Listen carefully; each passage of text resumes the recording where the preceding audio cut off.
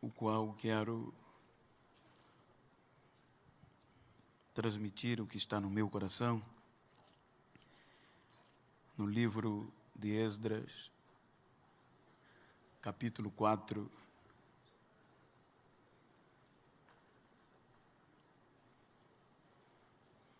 Esdras, capítulo 4, versículo 15, está escrito: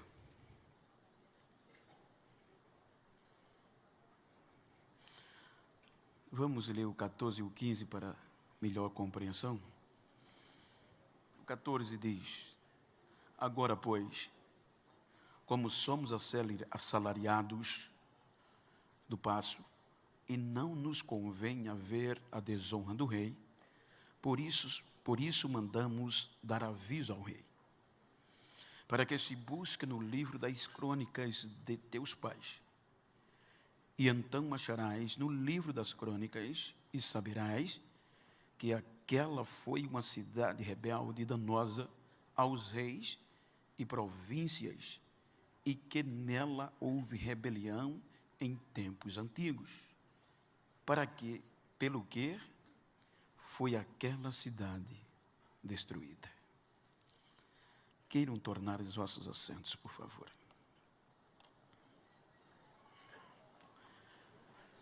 Eu quero carinhosamente, respeitosamente agradecer ao pastor Silas Malafaia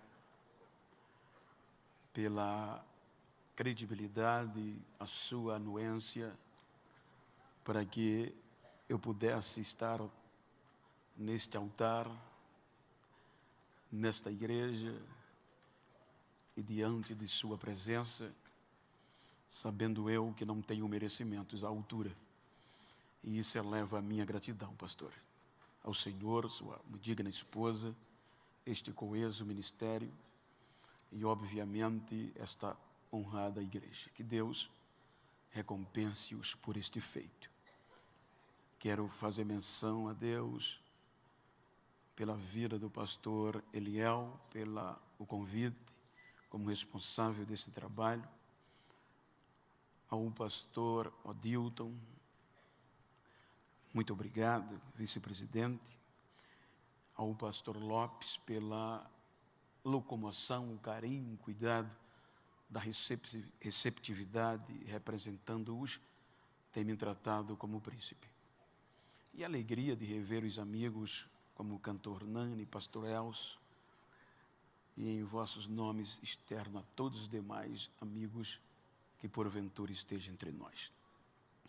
Queridos, como o tema ele é bem objetivo sobre respostas, e diante de um esclarecimento que nós já ouvimos, não seria mais necessário alguém falar ou pregar, pois o que nós ouvimos pelo pastor já é suficiente para entendermos o trabalhar de Deus. Mas eu gostaria de tomar por base este texto para falar-lhe sobre fundamentos. Quando nós observamos o contexto, os irmãos hão de convir que a história de Esdras aconteceu diante de um período caótico na vida de Israel. Diante de um caos pré-estabelecido que originou o cativeiro. E por anos, o povo de Deus foi subjugado pelo poderoso, potente reino babilônico. E quando o passar do tempo e de anos, chegou a oportunidade do povo recomeçar. A Bíblia diz que depois que os persas predominaram, subjugando assim os babilônicos, então o Esdras começa a sua história falando do primeiro ano do reinado de Ciro, rei da Pérsia. O capítulo 1 demonstra o quanto Deus é Senhor. Pois a Bíblia diz que Deus tomou Ciro, seu ungido, ou o capacitou. E dentro dessa capacitação, gerou no espírito de Ciro um desejo de um pagão motivar, patrocinar a reconstrução de uma história espiritual que havia sido destruída. Então, a situação não era fácil. Porque quando Esdras começa a escrever a história, a Bíblia fala que a situação não era boa. Então, Ciro estimula através de pregões, de pregações em todas as suas províncias, e além disso, por escrito, o desejo que Deus colocou no seu coração para edificar ou reedificar uma casa de adoração ao Deus de Israel.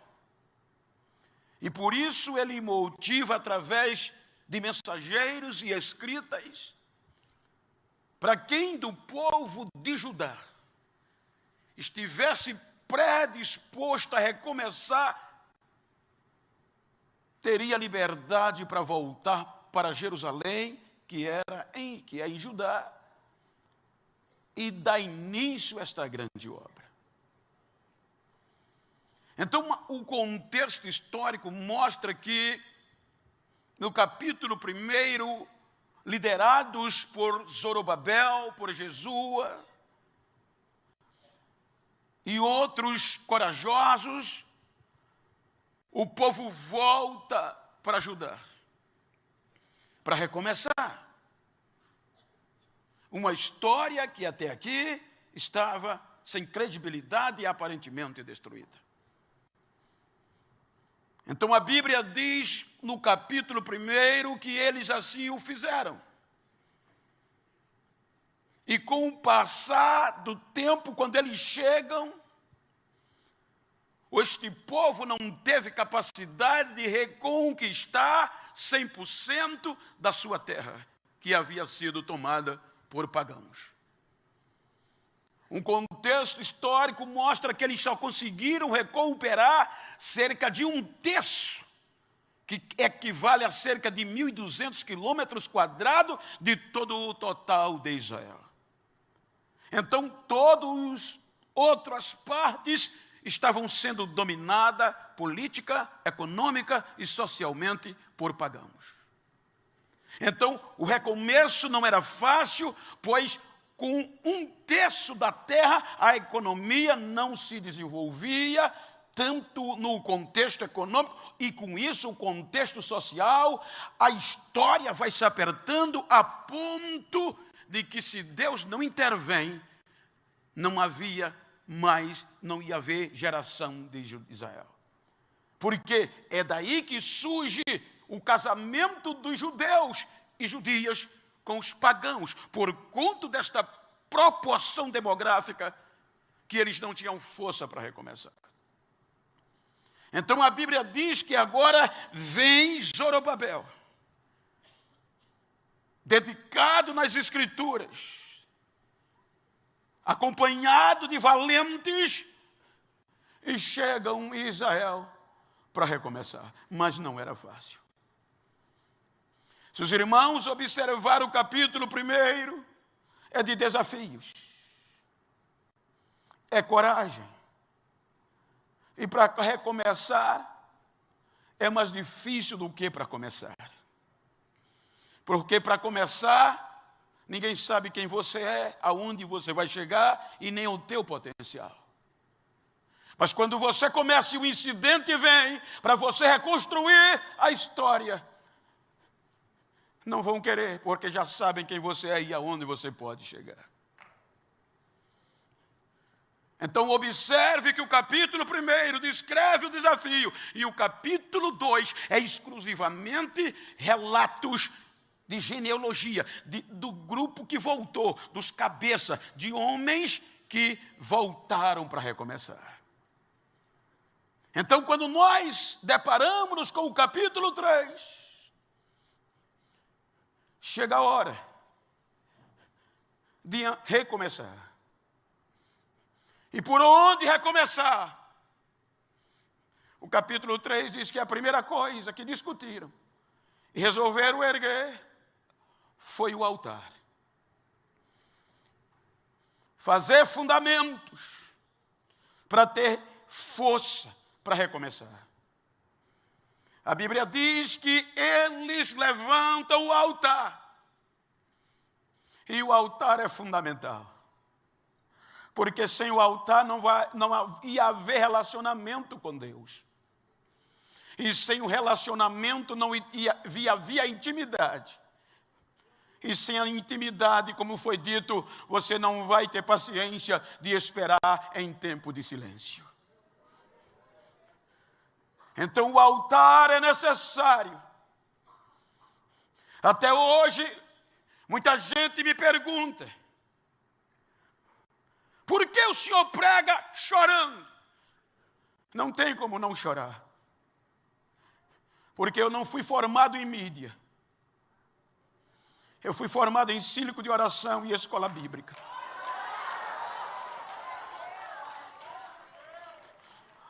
Um dos perigos da nossa geração, não é crítica,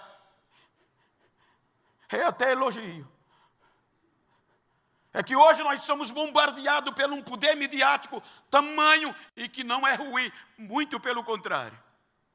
Mas se não tivermos cuidado, passamos rápido pela história.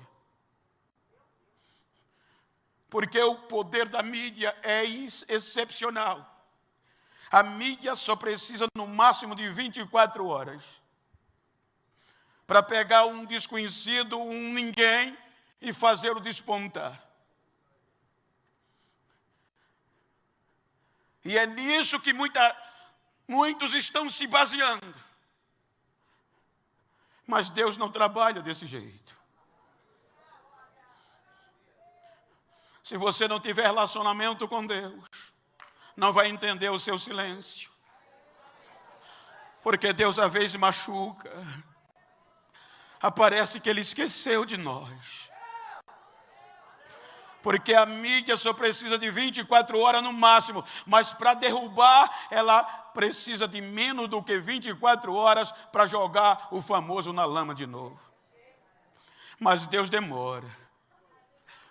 Mas jamais abandona e nem esquece. E para isso é preciso relacionamento. Sem altar não vai dar certo. Sem altar, o vento leva rapidamente. Então a primeira coisa que eles fazem para recomeçar é o relacionamento com Deus. Um lugar para chorar, para adorar. Você lembra, eu venho ainda de uma geração que tem pessoas que quando me vê lembram das igrejas antigas, dizem eles, em que quando nós íamos para o culto, era indispensável essa peça. A gente começava o culto antes de sair de casa. E quando a gente entrava nas igrejas, tinha irmãs que andavam com logo 2, porque um não ia ser suficiente para conter as suas lágrimas. Altar é necessário. A segunda coisa, agora com altar, o capítulo 3 de Esdras diz que a segunda coisa essencial para o relacionamento, para o recomeço, agora com altar, vem os sacrifícios e o holocausto. Vem os sacrifícios. Porque o altar traz o relacionamento. E o sacrifício traz a entrega. Eu estou tomando a minha vida não perfeita, cheia de falhas. Mas com 15 dias de crente, eu fui forçado a aprender a orar, a ter relacionamento com Deus. Porque com 10 dias eu ia orar, não aguentava 5 minutos, no período de oração, eu me levantava, o joelho doía. Quando eu me levantava, sentava, ficava envergonhado, porque quando eu olhava para frente, para trás, para os lados, só tinha eu sentado. Os demais tudo de joelho, e o barulho era glória, aleluia, e línguas estranhas. Então, com 15 dias de crente, eu já orava 2 horas, sem tirar o joelho do chão. Com 1 mês de crente, eu já orava 8 horas. Já jejuava 5 dias por semana. Altar e holocausto. Até aí tudo bem. O capítulo 1 não desperta muita coisa, e o 2, mas o 3 começa o relacionamento e as entregas. Capítulo 3, versículo 2, o altar. Versículo 3, o holocausto, o sacrifício. Porém, uma conjunção adversativa no versículo 6. O versículo 6 diz, com o altar. O versículo 3 diz, com o holocausto. Mas o versículo 6 diz, porém, há uma conjunção adversativa. Faltava alguma coisa para encaixar. Ou seja,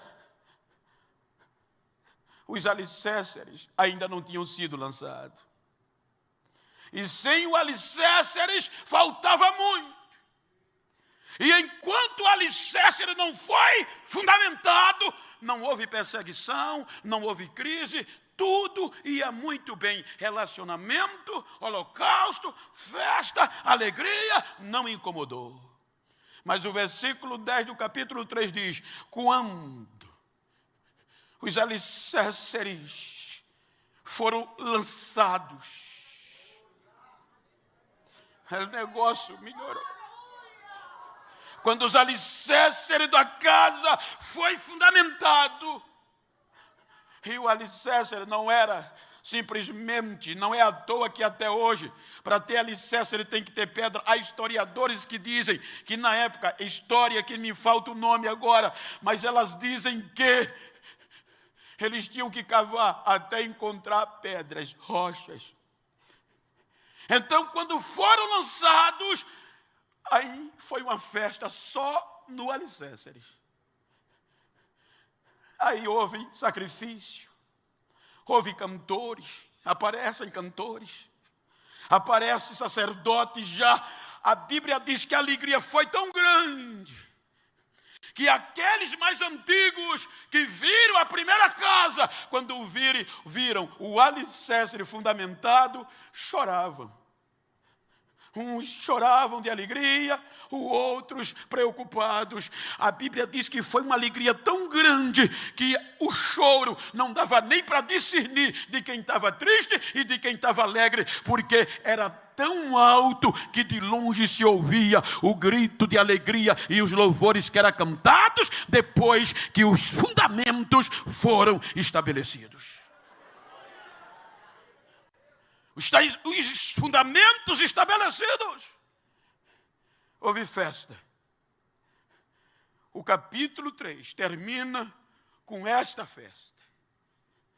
Mas a Bíblia diz, depois que os alicerces estabelecidos foram, começa o capítulo 4. Agora fundamentados. Aleluia. Aí a Bíblia diz no capítulo 4, que os seus antigos inimigos, que tomava parte de 2/3 da terra de Israel e outros da além do rio, ouviram o barulho de alegria. E agora incomodou, porque Israel já estava fundamentado nesses 3 princípios: altar, holocausto e alicerce. Então o que é que ocorre? A Bíblia diz que vieram representantes destes inimigos. agora fazer aliança com Zorobabel e com o povo de Deus. E eles disseram: os nossos deuses são bons, o de vocês também é. Então vamos fazer aliança e permita-nos reconstruir, recomeçar com vocês. Aí há uma reunião, dá-se para entender, e Zorobabel toma a palavra e diz: de jeito nenhum. Vocês não podem fazer parte desse negócio, não. Só quem vai poder reconstruir, recomeçar o templo do nosso Deus, somos nós. Aliança com vocês, fora. A probabilidade era favorável. Ora, em crise. Agora, 2/3 das pessoas circunvizinhas, eles com a carta do rei Ciro, com a autoridade real, para recomeçar. Era muito fácil fazer aliança. Vai subir mais rápido. Agora vai. Nem toda aliança dá certo. E tem muita gente fazendo aliança com quem não deve. Não é fácil dizer não quando a situação é favorável. Não é fácil rejeitar esta proposta, esta ajuda, quando tudo parece ser favorável. Aí Zorobabel diz: de jeito nenhum, de modo algum vocês vão fazer parte nisso aqui. Para que foi dizer isso? Quando ele fala isso, a Bíblia diz que estes que pareciam ser amigos se revoltaram e agora começavam a debilitar o povo. E além de debilitar o povo, fazia pressão para o povo não continuar a restauração. As ameaças contratavam pessoas para desestimular os judeus. E agora vão trabalhando. E a Bíblia diz que a força do povo vai debilitando-se, porém Deus estava no negócio. E a obra não parava. Deus estava dentro do projeto. Havia fundamentos. A pressão, a ameaça não parou a obra. Você pode observar que a obra continua. As ameaças, os desestímulos, não parou a obra. Aí vem o capítulo 4, a obra continuando no meio da pressão. Aleluia. A obra continuando no meio das pressões. Como as pressões, os descréditos, as ameaças não pararam a obra, então agora os inimigos resolvem mexer no passado. Aleluia. E não é fácil quando mexe no passado. Veja que o capítulo 4 vai se desenrolando. E é no capítulo 4 que agora se reúnem com as forças. E começam a escrever uma carta para o rei Dário, que já havia substituído, ou Ataxerxes, como queiram interpretar. E nestas cartas, eles vão denigrindo e mexendo no passado de Israel. Nesta carta, ele vai desenrolando e diz ao rei: ora, rei, felicidades, paz seja contigo, rei. Isso era um jeito importante no meio da política da além do rio.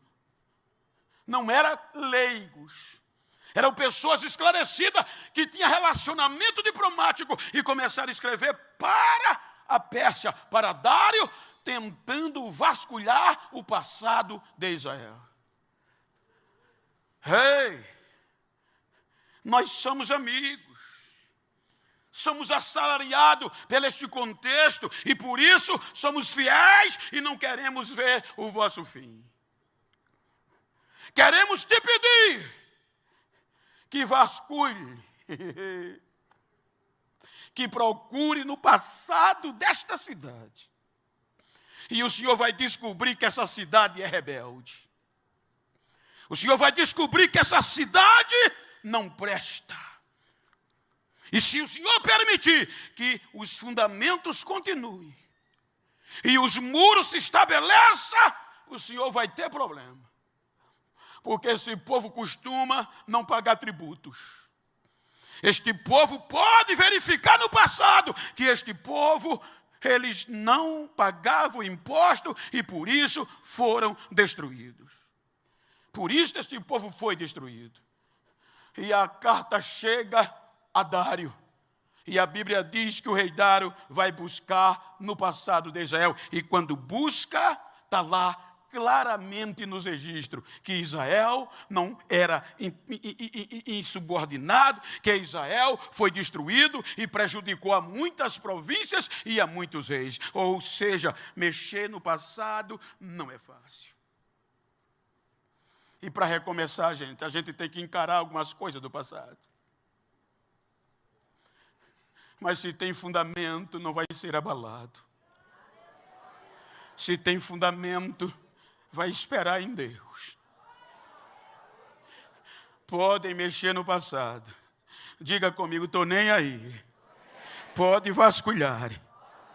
Mas eu tenho fundamento. Vou recomeçar. Não vão me parar, não.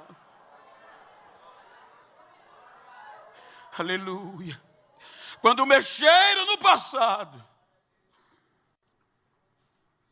a Bíblia diz que a obra, o rei Dário, quando lê, que descobre, imediatamente manda a resposta. E a resposta era para parar. Imediatamente eu dou ordem a vocês que cessem esta obra. Parem! E quando eles receberam a resposta, não perderam tempo. A Bíblia diz que eles foram lá e com ordem real, a obra foi interrompida. O capítulo 4 termina com o cessar desta obra. E agora, o que fazer?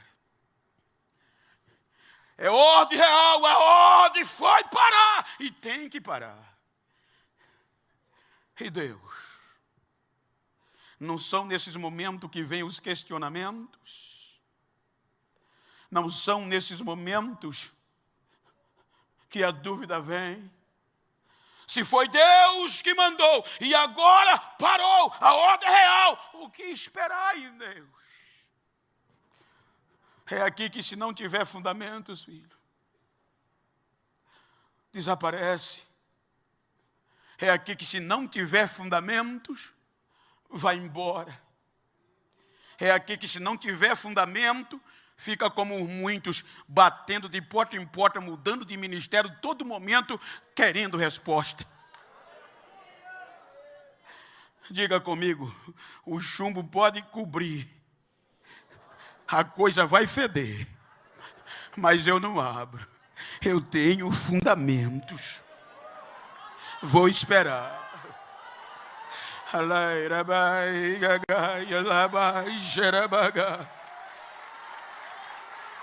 Por muitos dias, a obra parou. O povão cessou. É o rei que mandou parar. Mas eu acho lindo o capítulo 5.